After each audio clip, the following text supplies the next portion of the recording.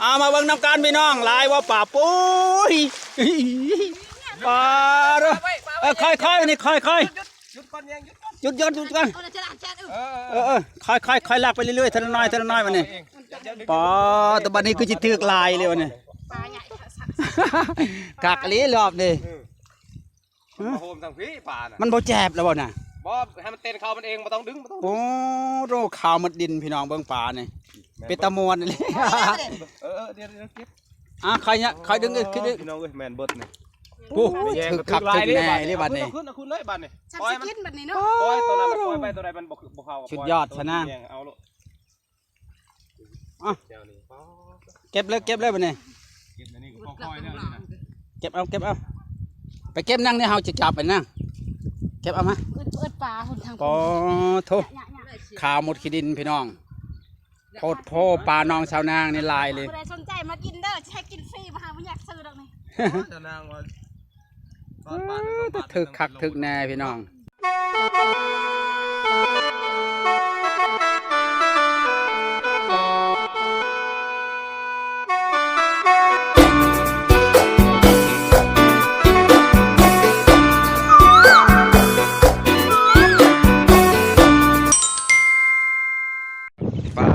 พี่น้องมาเบิ่งสาวนางกับเอื้อยเล่า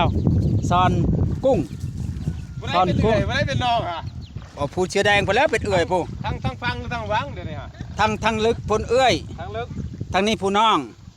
อายุเท่าไรเนาะผู้เอื้อยจะว่าเดี๋ยวจะมาทาอายุเขาไหมรอลุ้นว่าเขาจะซอนปลาได้หรือบ่ได้พี่น้องซอนปลาซอนกุ้งคือมาลงลึกแท้นางเอาตื้นๆนะไหมรอลุ้นพี่น้องสาวนางมาซอนกุ้งมานี่พี่เจ้าว่าเบาเจิดคนอยากกินก้อยกุ้งฮะพูดยังแอวอะไรยังว่าบ่เลิกอยู่บ่ลงยังเลิกแท้บ่ถึกได้คือลงเลิกแท้กังเวทมันก็อยู่เลิกบ่โตพี่น้องเอ้ยบ่ไม่รัดเอาปลาชิวข้างบนนี่ก็ได้หรอวะปลาชิวลงเลิกแห้งบ่ได้และได้แต่กุ้งนิดหน่อยนี่บ่จะกินกุ้งติกระปูล้างเอากระปูงามเบิ้งกระปูฮะป้ากระปูพี่น้องกระปูงามกระปูงามกระปูขึ้นมาบ่กระปูขึ้นมันจะเข้าหูแล้วเนี่ยจำเอามันจ้ะป้ามาเบิ่งนำกันพี่น้องสองพี่น้องเอื้อยกับน้องซอนกุ้งยามแรงว่ามันจะทึก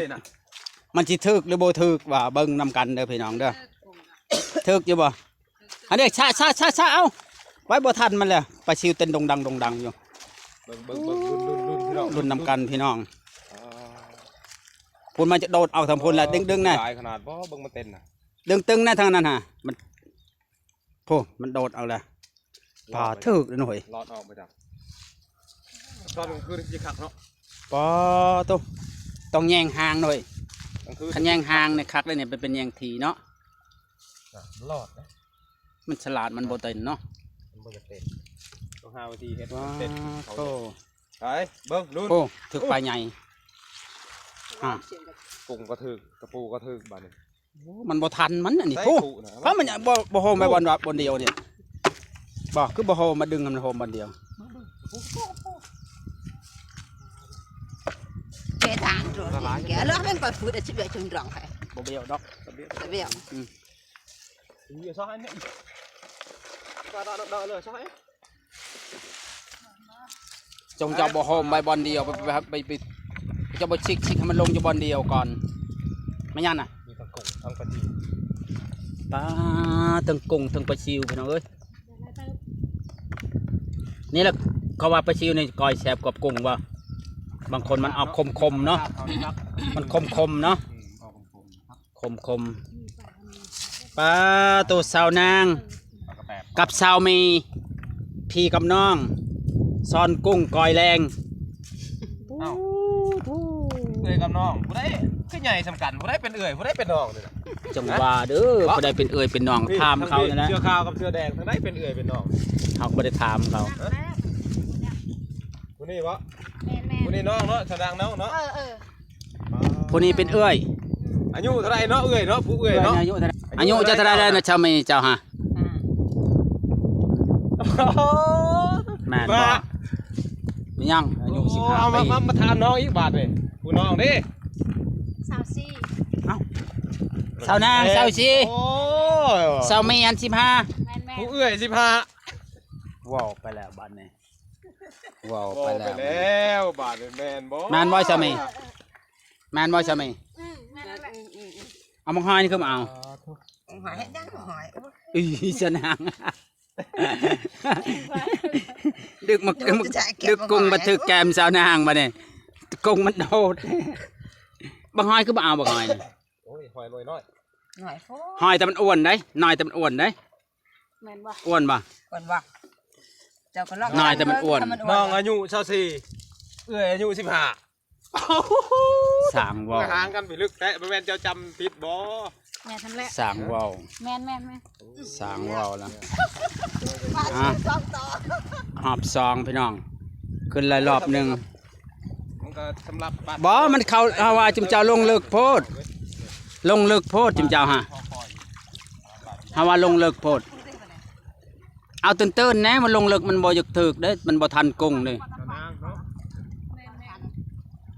มาเด้อมากินไก่กุ้งเด้อ FC เด้อ สนางลงซ่อนกุ้งแห้งงาม ลงซ่อนกุ้งไปแห้งงาม ใส่ชุดกีฬา ตนางมือเลย แต่งตาแต่งหน้าคนสงสัยมีผู้บ่าวมาใส่พุนแล้วเขาว่า นี่ละมีบ่าวมาแต่คน ฮะสามียังบอกว่ามีผู้บ่าวมาใส่พุนให้แล้ว ใส่พุนใส่พูยให้แล้ว หน้าตาก็เต็งตึงแล้วมันนี่ยังแต่สามีแล้วยังไม่มีผู้ใส่พุนให้จะน้อยจะเอาผู้บ่าวมาใส่พุนให้สามี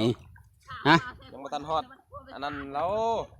ยังมาฮอดเนื้อคู่แล้วบ่ บุญเนื้อคู่เรายังบ่ทันเกิดเราอ่ะ เนี่ยเราเกิดก่อนบ่ แม่นบ่จะมี เกิดก่อนเนื้อคู่บ่ เราเกิดก่อนเนื้อคู่ อืมสร้างเว่าสร้างเป็นพี่น้องเอ้ยเนื้อคู่ยังบ่เกิดเพิ่นว่าโป๊กำลังเต้นดงดังพี่น้องเอ้ยผู้ประชิวผู้อุ้ยหลายอีหลีพี่น้องฝากกำลังเต้นนี่เปิ้ลโอ้พี่น้องแต่โคบพี่น้องเบิ่งนำกันพี่น้องปู ไปทางนาเลยเนาะ ปอ ถึงยากเลยโอ้โห ฮะ โอ้ยน้องบ่เอาแห่มาผูก ปะคอ ตัวพวกใหญ่ มีมาไหมนี่ชะน้ำปอโรเต้นดงดังพี่น้องคักอีหลีนี่ฮะฮะปอโรคักอีหลีเว้ยปอโรมาเบิ่งนำกันมาดิปอโรมาเบิ่งนำกันพี่น้องโอ้ย โอ้โหเป็นตะขากอะไรวันนี้ปลาชิวอุ้ยเอามาเบิ่งน้ำกันพี่น้องลายว่าป่าปุ้ยปลาเด้อค่อยนี่ค่อย หยุดก่อนยังหยุดก่อน หยุดกัน เอาละจะล้างแช่อึ ค่อยลากไปเรื่อยๆทีละน้อยวันนี้ปลาตัวบัดนี้คือจิตึกลายเลยวันนี้ ปลาใหญ่ ขากอะไรรอบนี่ มาโฮมทางพี่ป่าน่ะ มันบ่แจบแล้วบ่น่ะ บ่ให้มันเต้นเข้ามันเองบ่ต้องดึงบ่ต้อง โอ้โรขาวหมดดินพี่น้องเบิ่งปลานี่เป็นตะมวนนี่ เดี๋ยวเก็บ ค่อยดึงขึ้น พี่น้องเอ้ยแม่นเบิดนี่ โอ้ถึกขักถึกแน่เลยบัดนี้ ขึ้นเลยบัดนี่ ชับ ปล่อย สิ มัน กินแบบนี้เนาะ ปล่อยตัวนั้นปล่อยไปตัวใดมันบ่เข้า สุดยอดซะนะ เอาลูก อ่ะ เดี๋ยวนี้ เก็บเลยบัดนี้ เก็บอันนี้ก็ค่อยๆเนี่ยนี่นะ เก็บเอาไปเก็บนั่งเนี่ยเฮาจะจับไปนั่งเก็บเอามา เอิดปลาหุ่นทาง ปอโถข่าวหมดขี้ดินพี่น้องโพดโพปลาน้องชาวนางนี่ลายเลย ผู้ใดสนใจมากินเด้อใช้กินฟรีมาหาไม่อยากซื้อดอกนี่ จะนางว่า ถึกคักถึกแน่พี่น้องลายลีปลานี่หอมบันเดียวเลยบ่รบันนี้ทำสิเอาบัดนี้ทำสิเก็บบัดนี้ รอบนี้ลายนี่เนาะ รอบนี้รอบเดียวนี่พอเลยบัด โฮม นี้ ดีกว่าบอลเดียวจะให้แต่หมู่โฮมไปหา เอาเฮาจับอันนี้มันจับดามมันนี่หอมไปเลยพอบัดนี้เอาเก็บได้แล้วบัดนี้ ถ้าตั้ง โอ้ น้ำก่อนเนาะ บ่ล้างก็ได้นะ ไปล้าง เก็บแล้วค่อยล้าง เก็บเลยข้างล่าง ป้าโทษพี่น้อง ปลาซิวปลา โค ซิ ต ว รปลา นี่ โคตรพ่อโคตรแม่ปลาอยู่นี่บัดนี้ ปลาซิวมันเป็นตัวใหญ่ๆ มีตัวงามๆมันเนี่ย จับเอา เตอ ปลาน้องคอยเปิดเด้อ ปลานี่ก็ บาทเดียวก็พอกิน น้องสาวนางเบิ้งปลานี่ โซเดอร์ผู้ใดสนใจมากินเด้อซื้อหนึ่งเลยจะแถมซองให้ ถือคักอีหลีบัดนี้ แมนจะแถมให้ปลาซิวนี่เจ้าของ บ่ สิแถมให้ บ่ มื้อนี้มาช้อนเอาปลาซิวเนาะชาวนางช้อนปลาซิวช้อนกินมื้อนี้น่ะ แมนคอยบ่ยันดำคอยยันแต่ผู้บ่าวบ่ฮัก สาวนางบ่ยานดำลงดิดน้ำนี่เนาะ แมน ขนาดน้ำแบบ สกปรกในชาวนางยังลงได้เนาะ อาบได้ แบบนี้ชาวนางในปานนั้นยังบ่มีผู้มัก ดำแล้วก็บ่ได้กินเลยเนาะ เบิ่งเอาพี่น้อง เอา บาทเดียวเต็มแยง หยาเนาะ พอเลยเนี่ยเนาะพอเลยบ่ได้สิเอาอีกรอบหนึง เดี๋ยวแต่ แต่นั่นเลยแต่ พอเลยบ่ ลึก ผมเอาเลยบัดนี้ แต่หยาเนาะ ถึกคักเลยว่า บ้านแรกซ้ำนี้คือสิคักเนาะ คักเลยรอบนี้ มันมาไล่มันทันทั้งตัวนี้ เนาะ มาเนาะว่าหาไล่บ่ทัน ปลาเบิดแถวเนี่ยมาโฮมอยู่น้องเดียวนี่แหละว่าบ่อนนี่เนาะนาชนางนี่ แม่น คักอะไร ๆ สอน บอกได้ปีนี้ยังวันปากกว่านี้ ถึกคัก ทุ ถึ ก ก กิน แน่ เตียงคอรักหนักเนาะ ตักแห้งไว้กินยำแรงบ่ เอาอีกบาทดึงก็พอเลย ไม่ใช่แต่เตียงคอเลย เอาเมนกินเองแน่ เครื่องคุพี่น้องเอ้ยปู อืม